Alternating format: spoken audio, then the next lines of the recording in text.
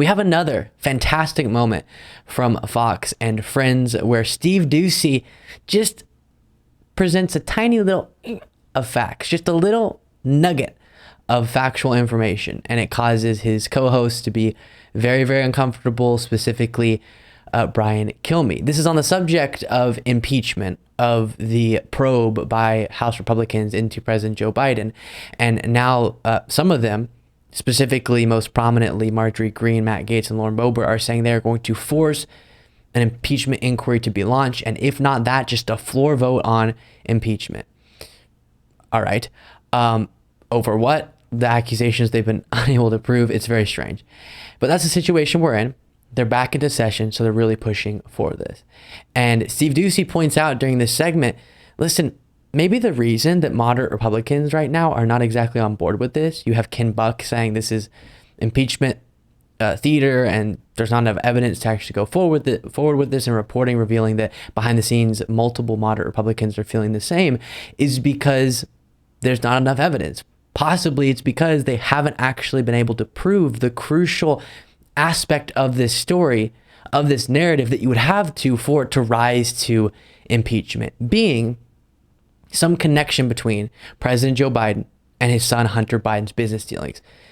Not just Hunter Biden had business dealings and benefited from having a prominent last name, as we see in all these different aspects of life, whether it be Hollywood, business, politics, etc., but actually Joe Biden financially benefited or got a bribe, which would be financially benefiting, or change his policy stances to benefit his son's businesses, then we're having a conversation about something impeachment worthy. But that's what they've been unable to prove, and Steve Doocy points that out here. You know, this is not the first impeachment push we have seen with this Republican Congress. Lauren Boebert, the Republican from Colorado, did it back in June. I think over the border. And where did that go? That wound up, those articles of impeachment wound up in a committee where they are sitting. Don't you think that Republicans would be for this if there is more information, if they can get to the bottom, if Comer can get proof and he can get to the bottom of that, then Republicans would be all for it. But they definitely need that proof in order to start an impeachment. As we were talking about, the people... Let me just pause real quick, then we'll continue.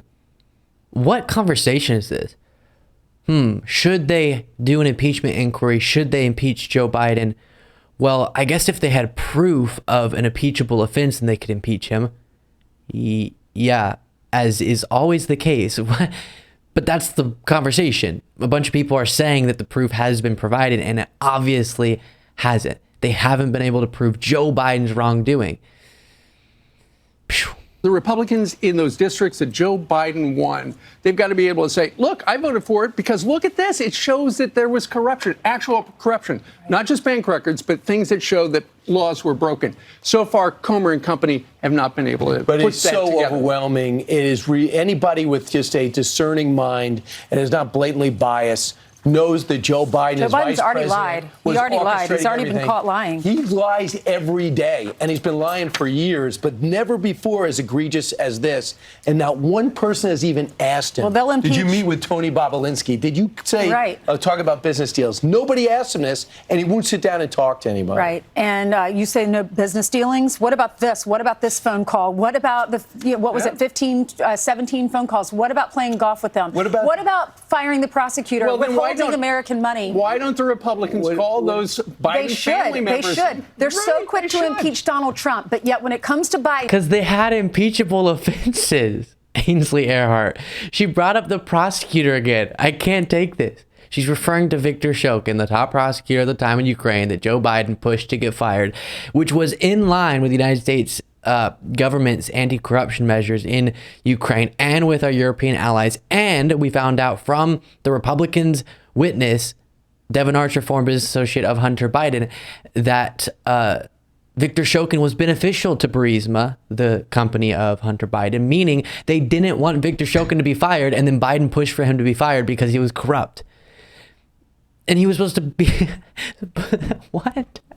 It makes no sense. He was supposed to have been bribed to push for the firing of someone that Burisma wanted to stay in his prosecutorial position.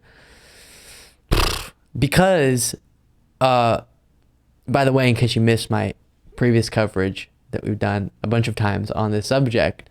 The reason is, yes, he was overseeing an investigation to Burisma, technically maybe, but it was clear to Burisma that he was corrupt and was not actually going to seek accountability and had shelved the investigation. So it's perfect because technically someone's there. Technically someone could hold them accountable, but they knew that he wasn't going to. He was corrupt. Thus, the European allies of the United States and the United States all wanted this guy gone in relation to a bunch of other stuff as well with his corruption. So that's what they'll go back to. It's absurd. And the anecdotes they have like that as to what might appear corrupt then fall apart, as I just explained to you. And then, as Steve Doocy was trying to point out, you also don't have, for example, proof of a bribe, which they keep accusing Biden of. He was bribed. He was bribed. Where? Show the evidence of the bribe. You don't have it. Or show the evidence of him coordinating with the business interests of Hunter Biden, but they don't have that. And it's interesting that Ainsley Earhardt brought up Donald Trump, because you know that's what this is really about. They're still bitter that he was impeached twice. Once for trying to get the president of Ukraine to open an investigation into his political opponent and withholding support to get that done. Second time for trying to, install himself president, potentially unlawfully, and encouraging rioters to attack the Capitol, or at least standing by after he'd riled them up and then not actually trying to intervene and call them off. Seems pretty impeachable, but that's what they're bitter about. That's what this is really about. They want to get back for Trump's impeachment. So they've been digging and digging and digging, trying to find something that they can impeach President Biden for, shown by the fact that Marjorie Taylor Greene introduced articles of impeachment on day 1 or day 2 of President Joe Biden's presidency. It's ridiculous. It's political theater. As Ken Buck, a Republican congressman, a very conservative House Freedom Caucus Republican congressman, pointed out.